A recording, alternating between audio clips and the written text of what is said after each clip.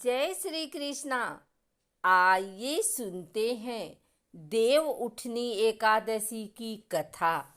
भगवान श्री कृष्ण ने कहा, हे अर्जुन, तुम मेरे बड़े ही प्रिय सखा हो। हे पार्थ, अब मैं तुम्हें पापों का नाश करने वाली तथा पुण्य और मुक्ति प्रदान करने वाली प्रबोधनी एकादशी की कथा सुनाता हूँ। श्रद्धा पूर्वक श्रवण करो। इस विषय में मैं तुम्हें नारद और ब्रह्मा जी के बीच हुए वार्तालाप को सुनाता हूँ। एक समय नारद जी ने ब्रह्मा जी से पूछा, हे पिता, प्रबोधिनी एकादशी के व्रत का क्या फल होता है? आप कृपा करके मुझे यह सब विधान पूर्वक बताएं। ब्रह्मा जी ने कहा, हे पुत्र, कार्तिक माह के शुक्ल पक्ष की प्रबोधिनी एकादशी के व्रत का फल 1 सहस्त्र अश्वमेघ तथा 100 राजसूय यज्ञ के फल के बराबर होता है। नारद जी ने कहा, हे पिता, एक संध्या को भोजन करने से रात्रि में भोजन करने तथा पूरे दिन उपवास करने से क्या क्या फल मिलता है? कृपा कर विस्तार से समझाइए। ब्रह्मा जी ने कहा, हे नारद, एक संध्या को भोजन करने से 2 जन्म के तथा पूरे दिन उपवास करने से 7 जन्म के सभी पाप नष्ट हो जाते हैं। जिस वस्तु का त्रिलोक में मिलना दुष्कर है, वह वस्तु भी प्रबोधिनी एकादशी के व्रत से सहज ही प्राप्त हो जाती है। प्रबोधिनी एकादशी के व्रत के प्रभाव से बड़े से बड़ा पाप भी क्षण मात्र में ही नष्ट हो जाता है। पूर्व जन्म के किए हुए अनेक बुरे कर्मों को प्रबोधिनी एकादशी का व्रत क्षण भर में नष्ट कर देता है। जो मनुष्य अपने स्वभाव अनुसार प्रबोधिनी एकादशी का विधान पूर्वक व्रत करते हैं, उन्हें पूर्ण फल प्राप्त होता है। हे पुत्र, जो मनुष्य श्रद्धा पूर्वक इस दिन किंचित मात्र पुण्य करते हैं, उनका वह पुण्य पर्वत के समान अटल हो जाता है। जो मनुष्य अपने हृदय के अंदर ही ऐसा ध्यान करते हैं कि प्रबोधिनी एकादशी का व्रत करूंगा, उनके 100 जन्म के पाप नष्ट हो जाते हैं।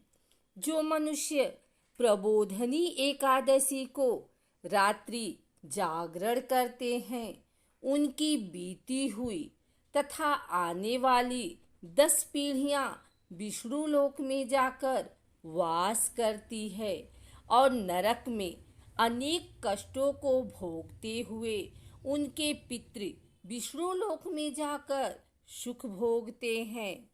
हे नारद, रक्त बहाव आदि विकट पाप भी प्रबोधिनी एकादशी के दिन रात्रि को जागरण करने से नष्ट हो जाते हैं। प्रबोधिनी एकादशी को रात्रि को जागरण करने का फल अश्वमेघ आदि यज्ञों के फल से भी ज्यादा होता है। सभी तीर्थों में जाने तथा गौ, स्वर्ण भूमि आदि के दान का फल प्रबोधिनी के रात्रि के जागरण के फल के बराबर होता है। हे पुत्र, इस संसार में उसी मनुष्य का जीवन सफल है जिसने प्रबोधिनी एकादशी के व्रत द्वारा अपने कुल को पवित्र किया है। संसार में जितने भी तीर्थ हैं तथा जितने भी तीर्थों की आशा की जा सकती है, वह प्रबोधिनी एकादशी का व्रत करने वाले के घर में रहते हैं। प्राणी को सभी कर्मों को त्यागते हुए भगवान श्री हरि की प्रसन्नता के लिए कार्तिक माह की प्रबोधनी एकादशी का व्रत अवश्य करना चाहिए। जो मनुष्य इस एकादशी व्रत को करता है वह धनवान, योगी, तपस्वी तथा इंद्रियों को जीतने वाला होता है, क्योंकि एकादशी भगवान विष्णु की अत्यंत प्रिय है। इसके व्रत के प्रभाव से मनुष्य जन्म मरण के चक्र से मुक्त हो जाता है। इस एकादशी व्रत के प्रभाव से कायिक, वाचिक और मानसिक तीनों प्रकार के पापों का शमन हो जाता है। इस एकादशी के दिन जो मनुष्य भगवान विष्णु की प्राप्ति के लिए दान, तप, होम, यज्ञ आदि करते हैं उन्हें अनंत पुण्य की प्राप्ति होती है। प्रबोधनी एकादशी के दिन भगवान श्री हरि का पूजन करने के बाद यौवन और वृद्धावस्था के सभी पाप नष्ट हो जाते हैं। इस एकादशी की रात्रि को जागरण करने का फल सूर्य ग्रहण के समय स्नान करने के फल से सहस्त्र गुना ज्यादा होता है। मनुष्य अपने जन्म से लेकर जो पुण्य करता है वह पुण्य प्रबोधनी एकादशी के व्रत के पुण्य के सामने व्यर्थ है। जो मनुष्य प्रबोधनी एकादशी का व्रत नहीं करता उसके सभी पुण्य व्यर्थ हो जाते हैं। इसलिए हे पुत्र, तुम्हें भी विधान पूर्वक भगवान विष्णु का पूजन करना चाहिए। जो मनुष्य कार्तिक माह के धर्म परायण होकर अन्य व्यक्तियों का अन्न नहीं खाते उन्हें चांद्रायण व्रत के फल की प्राप्ति होती है।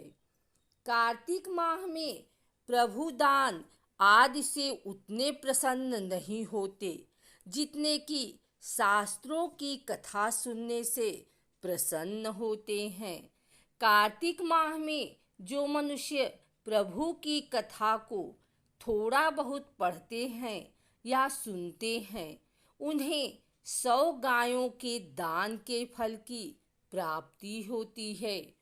ब्रह्मा जी की बात सुनकर नारद जी बोले, हे पिता, अब आप एकादशी के व्रत का विधान कहिए और कैसा व्रत करने से किस पुण्य की प्राप्ति होती है, कृपा कर यह भी समझाइए। नारद की बात सुन ब्रह्मा जी बोले, हे पुत्र, इस एकादशी के दिन मनुष्य को ब्रह्म मुहूर्त में उठकर स्नान आदि से निवृत्त होकर व्रत का संकल्प करना चाहिए। उस समय भगवान विष्णु से प्रार्थना करनी चाहिए कि हे प्रभु, आज मैं निराहार रहूंगा और दूसरे दिन भोजन करूंगा, इसलिए आप मेरी रक्षा करें। इस प्रकार प्रार्थना करके भगवान का पूजन करना चाहिए और व्रत प्रारंभ करना चाहिए। उस रात्रि को भगवान के समीप गायन, नृत्य, बाजे तथा कीर्तन करते हुए रात्रि व्यतीत करनी चाहिए। प्रबोधनी एकादशी के दिन कृपणता को त्याग कर बहुत से पुष्प अगर धूप आदि से भगवान की आराधना करनी चाहिए। शंख के जल से भगवान को अर्घ्य देना चाहिए। इसका फल तीर्थ दान आदि से करोड़ गुना अधिक होता है। जो मनुष्य अगस्त्य पुष्प से भगवान का पूजन करते हैं उनके सामने इंद्र भी हाथ जोड़ता है। कार्तिक माह में जो बिल्व पत्र से भगवान का पूजन करते हैं उन्हें अंत में मुक्ति मिलती है। कार्तिक माह में जो मनुष्य तुलसी जी से भगवान का पूजन करता है उसके 10,000 जन्मों के सभी पाप नष्ट हो जाते हैं। जो मनुष्य इस माह में श्री तुलसी जी के दर्शन करते हैं या स्पर्श करते हैं या ध्यान करते हैं या कीर्तन करते हैं या रोपण करते हैं अथवा सेवा करते हैं, वे 1000 कोटि युग तक भगवान विष्णु के लोक में वास करते हैं। जो मनुष्य तुलसी का पौधा लगाते हैं उनके कुल में जो पैदा होते हैं वे प्रलय के अंत तक विष्णु लोक में रहते हैं। जो मनुष्य भगवान का कदम्ब पुष्प से पूजन करते हैं वह यमराज के कष्टों को नहीं पाते। सभी कामनाओं को पूरा करने वाले भगवान विष्णु कदम्ब पुष्प को देखकर अत्यंत प्रसन्न होते हैं। यदि उनका कदम्ब पुष्प से पूजन किया जाए तो इससे उत्तम बात और कोई नहीं है। जो गुलाब के पुष्प से भगवान का पूजन करते हैं उन्हें निश्चित ही मुक्ति प्राप्त होती है। जो मनुष्य बकुल और अशोक के पुष्पों से भगवान का पूजन करते हैं वे अनंत काल तक शोक से रहित रहते हैं। जो मनुष्य भगवान विष्णु का सफेद और लाल कनेर के फूलों से पूजन करते हैं उन पर भगवान अत्यंत प्रसन्न होते हैं। जो मनुष्य भगवान श्री हरि का दुर्वा दल से पूजन करते हैं वे पूजा के फल से 100 गुना ज्यादा फल पाते हैं। जो भगवान का समी पत्र से पूजन करते हैं वे भयानक यमराज के मार्ग को सुगमता से पार कर जाते हैं। जो मनुष्य चंपक पुष्प से भगवान विष्णु का पूजन करते हैं वे जीवन मृत्यु के चक्र से मुक्त हो जाते हैं। जो मनुष्य स्वर्ण का बना हुआ केतकी पुष्प भगवान को अर्पित करते हैं उनके करोड़ों जन्म के पाप नष्ट हो जाते हैं। जो मनुष्य पीले और रक्त वर्ण कमल के सुगंधित पुष्पों से भगवान का पूजन करते हैं उन्हें श्वेत दीप में स्थान मिलता है। इस प्रकार रात्रि में भगवान का पूजन करके प्रातःकाल शुद्ध जल की नदी में स्नान करना चाहिए। स्नान करने के उपरांत भगवान की स्तुति करते हुए घर आकर भगवान का पूजन करना चाहिए। इसके बाद ब्राह्मणों को भोजन कराना चाहिए और दक्षिणा देकर आदर सहित उन्हें प्रसन्नता पूर्वक विदा करना चाहिए। इसके बाद गुरु की पूजा करनी चाहिए और ब्राह्मणों को दक्षिणा देकर नियम को छोड़ना चाहिए। जो मनुष्य रात्रि स्नान करते हैं उन्हें दही और शहद दान करना चाहिए। जो मनुष्य फल की आशा करते हैं उन्हें फल दान करना चाहिए। तेल की जगह घी और घी की जगह दूध, अन्नों में चावल दान करना चाहिए। जो मनुष्य इस व्रत में भूमि पर शयन करते हैं उन्हें सब वस्तुओं सहित शैया दान करना चाहिए। जो मौन धारण करते हैं उन्हें स्वर्ण सहित तिल दान करना चाहिए। जो मनुष्य कार्तिक माह में खड़ाऊं धारण नहीं करते उन्हें खड़ाऊं दान करने चाहिए। जो इस माह में नमक त्यागते हैं उन्हें शक्कर दान करनी चाहिए।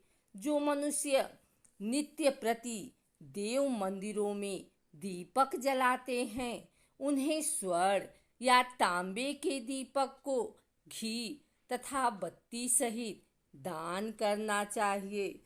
जो मनुष्य चातुर्मास्य व्रत में किसी वस्तु को त्याग देते हैं, उन्हें उस दिन से उस वस्तु को पुनः ग्रहण करना चाहिए। जो मनुष्य प्रबोधनी एकादशी के दिन विधान पूर्वक व्रत करते हैं, उन्हें अनंत सुख की प्राप्ति होती है और अंत में स्वर्ग को जाते हैं। जो मनुष्य चातुर्मास्य व्रत को बिना किसी बाधा के पूर्ण कर लेते हैं, उन्हें दोबारा जन्म नहीं लेना पड़ता। जिन मनुष्यों का व्रत खंडित हो जाता है, उन्हें दोबारा प्रारंभ कर लेना चाहिए। जो मनुष्य इस एकादशी के महात्म्य को सुनते व पढ़ते हैं, अश्वमेध यज्ञ के फल की प्राप्ति होती है। विद्याध्ययन, तपस्या व त्याग की दृष्टि से चातुर्मास्य का नियम अति महत्वपूर्ण है। भगवान श्री हरि की भक्ति में लीन होने के लिए यह समय अति उत्तम होता है।